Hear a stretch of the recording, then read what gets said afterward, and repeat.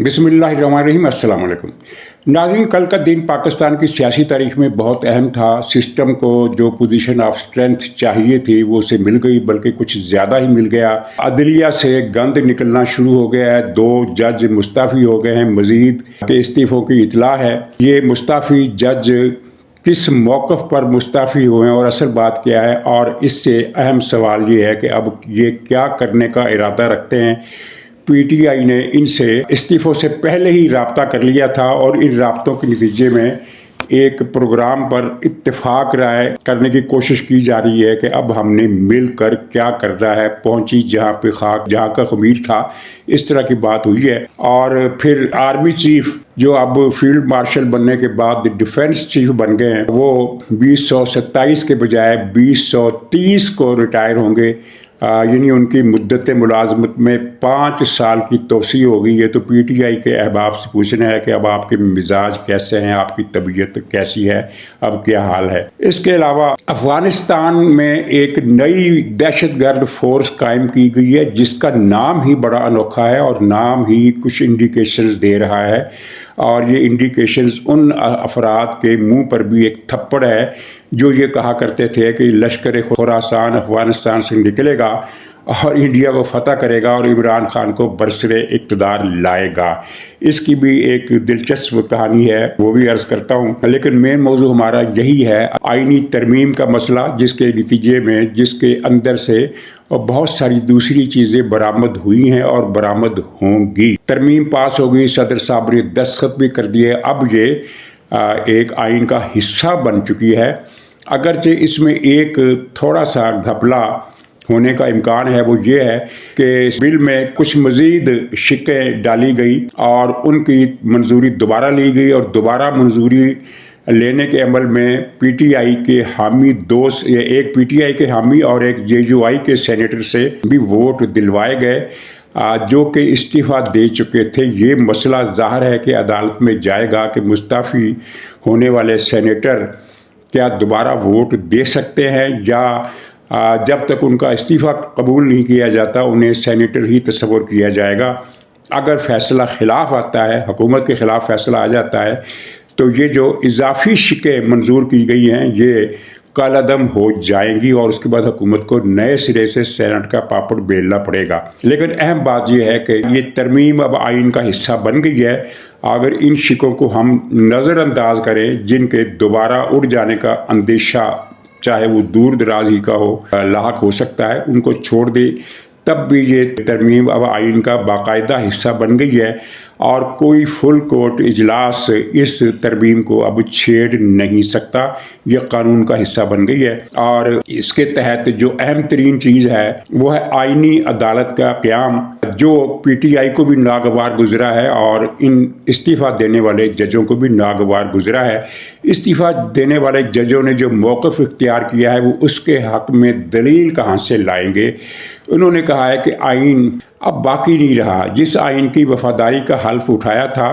वो अब ख़त्म हो चुका है। इन दोनों ने अपने अपने इस्तीफ़ों में जो मुश्तरका बातें की हैं उनमें से एक ये है और दूसरी ये है कि सुप्रीम कोर्ट के 2 टुकड़े हो गए हैं और सुप्रीम कोर्ट की असास पर हमला हुआ है। अब सवाल ये है कि तरमीम से आइन किस तरह ख़त्म हो जाता है। पूरी दुनिया के ममालिक में जब से आइनी निज़ाम हुकूमत दुनिया में शुरू हुआ है, और ये पिछली सदी से चल रहा है मामला, अब पिछली सदी से ये मामला जमहूरियत का, पार्लियामेंट का, आइन का शुरू हुआ है, तो दुनिया के हर मुल्क में आइन के अंदर तरामीम होती रही हैं और होती रहेंगी। पाकिस्तान में भी आइन में बहुत सारी तरामीम हुई, जैसा कि इस तरमीम की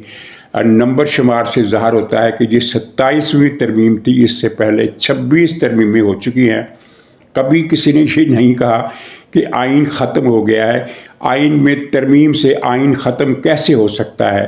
आइनी अदालत का क़याम दुनिया के बहुत सारे ममालिक में है और ये आइन के बुनियादी ढांचे को भी मुतअस्सर नहीं करता। तो कैसे आप ये कह सकते हैं कि इससे आइन ख़त्म हो गया है। और ये आइनी कोर्ट, एक पाकिस्तान में एक सिस्टम यानी डेवलप किया गया है कि सुप्रीम कोर्ट के अलावा एक आइनी अदालत भी बनेगी। तो इसमें आइन कैसे टूट गया, आइन कैसे मुअत्तल हो गया। असल कहानी तो कुछ और थी کہ یہ دونوں جج جس سیاسی اور ذاتی اور عمرانی ایجنڈے پر کام کر رہے تھے اس کی کامیابی کا امکان اب صفر ہو گیا ہے، اور مایوسی کی حالت میں انہوں نے استعفیٰ دیا۔ اور استعفیٰ دینے کی ایک وجہ اور بھی تھی کہ انہیں یہ اطلاع تھی کہ ہم دونوں کو آئینی عدالت میں بھیجا جائے گا۔ آئینی عدالت میں بھیجے جانے کا مطلب یہ ہے کہ انہیں آئینی عدالت کے جو چیف جسٹس ہوں گے ان کے ماتحت ہونا پڑے گا، جو کہ جسٹس امین الدین خان ان سے سروس میں جونیئر ہیں، اور ایک جونیئر کی قیادت میں کام کرنا کسی بھی جج کے لیے بہت مشکل ہوتا ہے۔ ایک فوری مشکل تو ان کے سامنے یہ تھی اس وجہ سے بھی، اور دوسرے انہیں یہ بھی اندازہ تھا کہ انہیں چھوڑا نہیں جائے گا، وقت آنے پر ان سے حساب لیا جائے گا اگر انہوں نے استعفیٰ نہ دیا، کیونکہ ایک ٹائم شیڈول طے ہو چکا ہے کہ جس جج نے زیادتی کی ہے، آئین کے ساتھ کھلواڑ کیا ہے، آئین کے ساتھ بلکہ ریپ کیا ہے، اس کا حساب لیا جائے گا۔ اور اس کی زد میں اسلام آباد ہائی کورٹ کے 4 جج بھی آنے والے ہیں، جن میں سے 3 کے بارے میں یہ اطلاع ہے غیر مصدقہ، کنفرم نہیں ہو سکی اطلاع، یہ پی ٹی آئی کے حلقے دے رہے ہیں۔ یہ 3 جج جو ہیں یہ استعفیٰ دے دیں گے، ہو سکتا ہے 4 دے دیں، کیونکہ حکومتی سطح پر یا ریاستی سطح پر جو کچھ طے ہوا ہے وہ یہ ہے کہ ان میں سے 3 ججوں کا تبادلہ کر دیا جائے گا دور دراز کے علاقوں میں پہلی فرصت میں، یعنی جیسے ہی آئینی کورٹ بنتی ہے اور اس کے جج حلف اٹھاتے ہیں تو ہو سکتا ہے اسی دن، ہو سکتا ہے 2 دن ٹھہر کے ان میں سے 3 ججوں کا تبادلہ کر دیا جائے گا۔ چوتھا جج جو جعلی ڈگری والا ہے اس کا تبادلہ نہیں ہوگا، اسے برطرف کیا جائے گا ڈیو کورس کے تحت۔ اس میں مہینہ لگ سکتا ہے، 15 دن لگ سکتے ہیں۔ اور یہ جعلی ڈگری والا جج اب یعنی بہت دیر ہو گئی، اس کو 1.5 سال پہلے ہی نکال دینا چاہیے تھا، لیکن 1.5 سال ہیلے بہانے اور عدالتوں میں جس طرح کام ہوتا ہے اور جس طرح اس کی مدد کے لیے سندھ ہائی کورٹ میدان میں آئی، اور ایک اکیلی سندھ ہائی کورٹ نے ہی یہ مسئلہ بہت عرصے تک لٹکائے رکھا، لیکن اب اسے برطرف کیا جائے گا اگر اس نے خود استعفیٰ نہ دیا تو اس طرح کہا جا رہا ہے، پی ٹی آئی کے حلقے بتا رہے ہیں، اور ان کی بات میں وزن بھی لگ رہا ہے کہ اسلام آباد ہائی کورٹ کے 4 جج مستعفی ہو جائیں گے۔ اگر مستعفی نہیں ہوں گے تو تب بھی ان سے نجات حاصل کر لی جائے گی، کیونکہ انہوں نے اتنا زیادہ آئین شکنی کی ہے، اتنی زیادہ عدالتی اور انصاف کے ضابطۂ اخلاق کی خلاف ورزیاں کی ہیں کہ ان کی پوری کہانی ہے، بار بار دہرائیں گے تو آپ کو بھی ظاہر کانوں میں سما خراشی والا معاملہ ہو جائے گا، اس لیے کہ ان کے کارنامے ریکارڈ پر ہیں کہ انہوں نے عمران خان کی محبت میں کس طرح آئین کو پامال کیا، روندا، قانون کا مذاق اڑایا، حکومت کے رستے میں مشکلات کھڑی کی۔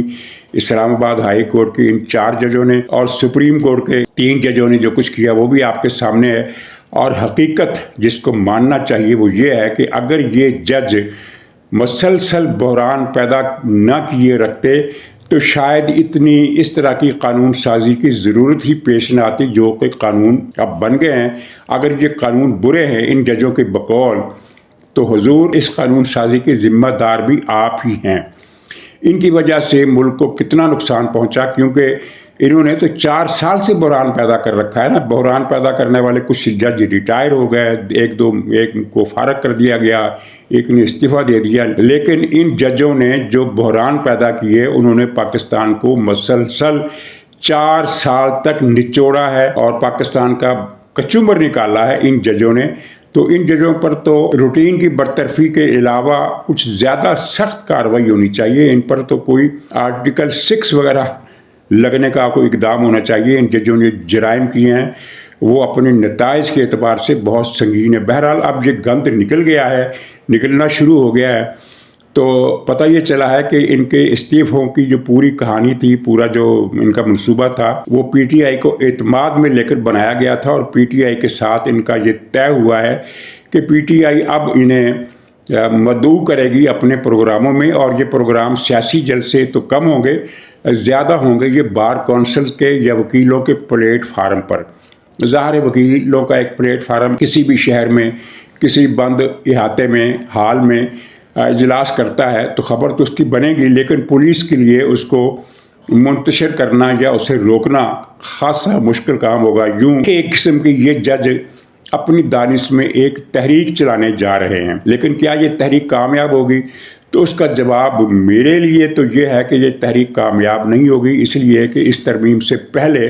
حکومت اور ریاستی ادارے اندازہ لگا چکے ہیں کہ وکلاء کی اکثریت ان کے خلاف ہے۔ بار کونسل کے انتخابات ہوں یا سپریم کورٹ بار کے انتخابات ہوں، یہ کہیں بھی کامیاب نہیں ہو سکے اور ان کو 1/3 سیٹیں بھی نہیں ملی، مجموعی طور پر 1/3 سیٹیں بھی نہیں ملی۔ ان کو اکثریت کا دعویٰ تھا، اکثریت تو بہت دور کی بات ہے، یہ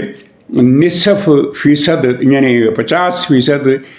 سے کم والا ہدف بھی پورا نہیں کر سکے اور بہت پیچھے رہ گئے، تو یہ تحریک نہیں چلا سکیں گے۔ چند ایک پروگرام یہ کر لیں گے اور اس دوران یہ بھی ہو سکتا ہے کہ حکومت ان ججوں کے یعنی مستعفی ججوں کے کچھ دوسرے کھاتے کھول دے، کیونکہ ان کے دوسرے کھاتے بھی موجود ہیں اور ان میں سے بہت ساری باتیں کی جا سکتی ہیں، منصور کے بارے میں بھی، من اللہ کے بارے میں بھی، لیکن میں صرف ایک بات دونوں کی عرض کروں گا۔ منصور سے کیا غلطی ہوئی اور عمران سے کیا غلطی ہوئی؟ منصور اور عمران میں ایک ایڈجسٹمنٹ، ایک انڈرسٹینڈنگ طے پائی تھی کہ یہ جب چیف جسٹس بننے کی اس کی باری آ رہی تھی اور 1-1.5 مہینہ ہی باقی تھا یا شاید 2 مہینے باقی تھے، تو عمران خان کو پی ٹی آئی کے لوگوں نے یہ یقین دلا دیا تھا کہ حکومت کے پاس جسٹس منصور کے چیف جسٹس بننے کا رستہ روکنے کا کوئی طریقہ ہے ہی نہیں، اور دنیا ادھر کی ادھر ہو جائے، ادھر کی دنیا ادھر ہو جائے، جسٹس منصور ہی چیف جسٹس بنیں گے، اور یہ یقین منصور شاہ کو بھی تھا۔ اس یقین کے پیش نظر منصور شاہ نے ایک میسج بھیجا کسی مجلس میں، اوپنلی سے مراد ہے کہ مجلس میں بیٹھے ہوئے انہوں نے یہ کہہ دیا کہ میں جب چیف بنوں گا تو میں یہ کام کروں گا، اور وہ ظاہر ایک آف دی ریکارڈ میٹنگ تھی، کچھ اصحاب کی ملاقات تھی، تو یہ بات عمران خان کو پہنچا دی گئی، اور ظاہر منصور کو بھی یقین تھا کہ میں چیف جسٹس بن کے ہی رہوں گا، مجھے میرا رستہ روکنا ممکن ہی نہیں ہے، اور یہی یقین عمران خان کو بھی تھا۔ تو عمران خان نے اخبار نویسوں کے سامنے بک دیا کہ کیا ہونے والا ہے۔ آپ کو یاد ہوگا اس کا بڑا مشہور بیان تھا کہ 2 مہینے کے بعد تو نقشہ ہی بدل جائے گا، منصور شاہ برسرے اپنے اقتدار آ جائیں گے، چیف جسٹس بن جائیں گے، اور طے یہ ہوا تھا کہ منصور شاہ چیف جسٹس بنتے ہی آرمی چیف کی تقرری کو غیر قانونی قرار دے دیں گے۔ ایک ریٹ دائر ہوگی کہ آرمی چیف حافظ اعظم منیر صاحب تو ریٹائر ہو گئے تھے، ان کی ریٹائرمنٹ میں کی مدت آگے بڑھائی گئی تھی، جس کی بنیاد پر پھر یہ ان کا نام اس لسٹ میں آیا جس لسٹ میں سے آرمی چیف کا تقرر ہونا تھا، تو یہ تقرری انہوں نے کالعدم قرار دے دینی تھی، بات ہی ختم ہو جاتی ان کے خیال میں۔ تو یہ عمران خان نے ملاقاتیوں کے سامنے، میڈیا کے سامنے یہ بات بک دی، ظاہر ریاست کے پھر کان کھڑے ہوئے، گویا کہ موجودہ ترامیم اور اس کے بعد جو تیاریاں کی گئیں ان سب کی بنیاد اس واقعے نے رکھی۔ منصور شاہ کے عزائم نے کسی جج کو یہ زیب دیتا ہے کہ وہ یہ کہے کہ میں عہدہ سنبھالتے ہی فلاں تقرری کا عدم قرار دے دوں گا، جبکہ اس نے ابھی کیس سنا ہی نہیں ہے، کیس ابھی فائل ہی نہیں ہوا ہے۔ کیس فائل ہوتا ہے، پھر اس کی سماعت ہوتی ہے، دونوں طرف سے وکیل دلائل دیتے ہیں، جس کے بعد جج ذہن بناتا ہے کہ میں نے کیا کرنا ہے۔ یہ اس نے اپیل فائل ہونے سے پہلے ہی ذہن بنا لیا کہ یہ اپیل فائل ہوگی اور یہ کام میں کروں گا، یہ تو اس کی بات ہو گئی۔ اور من اللہ کی بات، یہ اس نے امریکہ میں ایک انٹرویو دیا تھا، اس میں کہا تھا کہ یہ جو اسلام آباد ہائی کورٹ کے 5 گندے جج ہیں یہ میں نے ہی اپوائنٹ کیے تھے، یعنی ایک گندا جج اعتراف کر رہا ہے پبلک میں کہ جو 5 گندے جج ہیں یہ ان کو میں نے ہی لگایا تھا۔ پھر ان 5 گندے ججوں نے کیا گند گھولا اور کس طرح بحران پیدا کرنے کی کوشش کی، اور جب یہ خط لکھ رہے تھے اور ایک مہم انہوں نے چلا رکھی تھی اپنے ٹاؤٹوں کے ذریعے، پی ٹی آئی کے سوشل میڈیا کے ذریعے، تو میں نے اس وقت بھی کہا تھا کہ ان کا رونا پیٹنا کسی کام نہیں آئے گا۔ یہ 1-1.5 سال پہلے کی بات ہے، جب یہ پتہ نہیں کیا انکشافات کر رہے تھے کہ جناب میرے کمرے سے کیمرہ برآمد ہوا، حالانکہ وہ کیمرہ عمران خان کے دور میں لگایا گیا تھا، اور مجھے فلاں کی دھمکی آئی، مجھے فلاں کا فون آیا، کچھ جھوٹ، کچھ سچ، کچھ ڈرامہ، کچھ ڈسٹارشن۔ تو میں نے اس وقت کے اپنے پروگراموں میں کہا تھا کہ یہ 5 ججوں کی شامت آ گئی ہے، ان کا کچھ نہیں ہو سکتا، یہ اپنا آپ کو بچاؤ نہیں کر سکیں گے اور ذلیل اور رسوا ہوں گے، اور وہ مرحلہ آ گیا۔ تو اس کے پیچھے بھی ان کا ہاتھ تھا، بجائے یہ کہ یہ آئین پر عمل کرتے، قانون پر عمل کرتے، ماضی کی بدعنوانیاں جو انہوں نے کی ہیں ان سے توبہ طائب ہوتے، نہیں انہوں نے شر پسندی کا رستہ اختیار کیا، تو اب ان کو بھگتنا پڑ رہا ہے۔ اور اس میں سے ایک تو خیر ویسے ہی جعلی جج ہے، اس کی تو ویسے ہی چھٹی ہو جانی ہے۔ اچھا، ترمیم میں جو ایک شک ہے وہ ظاہر ہے اس کو قبولیت عامہ نہیں مل رہی، اور وہ ہے آرمی چیف اب ڈیفنس چیف کی اور پریزیڈنٹ کی انڈیمنٹی، یعنی وہ تا حیات کسی بھی احتساب یا مقدمے سے بری ہوں گے۔ اب پتہ نہیں اگر کوئی دلیل اور معقولیت کی بات غالب آ جائے تو شاید یہ خود ہی واپس کر دیں کہ ہمیں یہ استثناء نہیں چاہیے، ورنہ اس کا نتیجہ یہ نکلے گا کہ جو ایک خاص عوامی تائید موجودہ سسٹم کو حاصل ہے وہ متاثر ہوگی۔ اب تھوڑا سا ذکر افغانستان کا کر لیں۔ وانا کالج میں انہوں نے حملہ کیا، وہاں 650 لوگ تھے، بچے تھے، زیادہ تر اسٹوڈنٹس تھے اور کچھ دوسرے عملہ تھا، تو ان سب کی زندگی خطرے میں تھی۔ اپنی طرف سے تو ٹی ٹی پی نے بہت بڑا وار کیا، لیکن فوج نے اس کو ناکام بنا دیا۔ وہاں تعینات جوانوں نے نہ صرف یہ کہ بہادری دکھائی، بلکہ ایک بہت ہی ذہین حکمت عملی کے ذریعے 3 کو تو خیر پہلے ہی مار دیا تھا، لیکن جو 3-4 اندر گھس گئے تھے ان کو اس طرح انگیج کیا رکھا کہ وہ کوئی کارروائی نہ کر سکے، اور بالآخر ان سے بھی نجات حاصل کر لی گئی۔ تو اس وقت ایجنسیوں نے یہ سراغ لگایا تھا کہ یہ جو اغوا کار ہیں، یہ جو دہشت گرد ہیں، ان کے مسلسل رابطے ہیں قندھار سے، اور قندھار سے یہ ہدایات لے رہے ہیں۔ قندھار کیا ہے؟ قندھار افغانستان کا ایک دوسرا یا تیسرا بڑا شہر ہے، اور وہاں ملا ہیبت اللہ کا پایا تخت ہے۔ اور اب اس دھماکے کی ذمہ داری ٹی ٹی پی نے قبول نہیں کی، بلکہ ایک تنظیم نے قبول کی ہے جس کا نام ہے جیش الہند۔ اب اس کے نام پر آپ غور کریں، جیش الہند یعنی انڈین آرمی، جیش کہتے ہیں فوج کو یا فوج کے دستے کو، بلکہ فوج ہی کو کہتے ہیں، جیش لشکر کو کہتے ہیں، لشکر فوج، اور ہند انڈیا کی فوج۔ نام پر آپ غور کریں، یہ نام کسی نے رکھا؟ کیا ملا ہیبت اللہ نے رکھا، یا دوسرا ملا جو ہے جو ان کا وزیر خارجہ ہے، کیا نام ہے اس کا، اس نے رکھا؟ کس نے رکھا یہ نام؟ ظاہر ہے قندھار میں یہ تنظیم قائم ہے، قندھار ہی میں اس کا دفتر ہے، اور قندھار ہی سے بیٹھ کے انہوں نے یہ سارا حملہ آپریٹ کیا، اور ذمہ داری قبول کرنے کا بیان بھی قندھار ہی سے آیا۔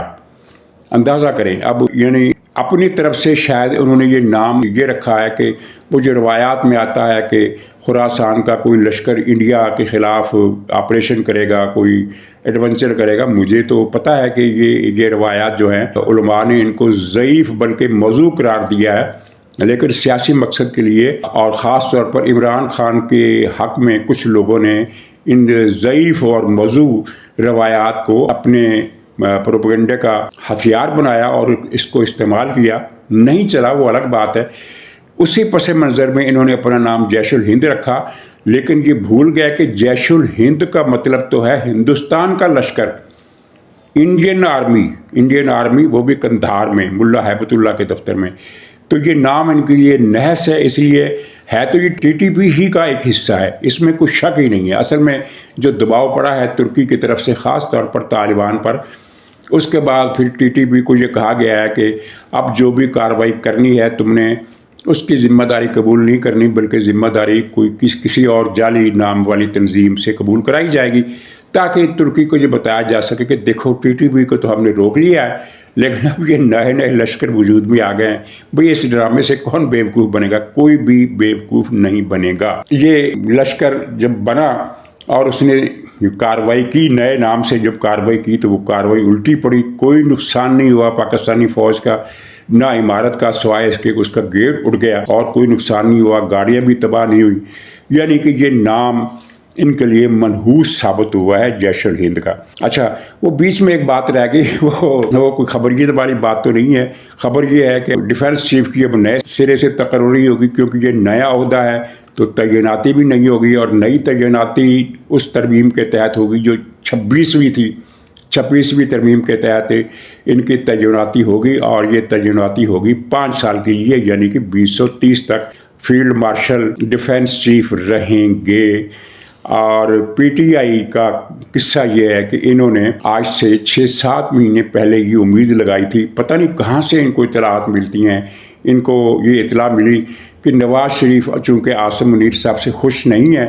اور ان کو نوٹیفیکیشن تو قانونی تقاضا ہے، آئینی تقاضا ہے، نوٹیفیکیشن تو کرنا پڑے گا، اور نوٹیفیکیشن نواز شریف جاری نہیں ہونے دیں گے، جس کے بعد پھر بلے ہی بلے۔ یہ سارا ان کا اپنا ایک خواب تھا، شیخ چلی والا خواب کہہ لیں یا کسی نشئی کا خواب کہہ لیں، جو بھی کہہ لیں، ایسی کوئی بات تھی نہیں۔ بہرحال ان کو یقین تھا کہ نومبر میں آرمی چیف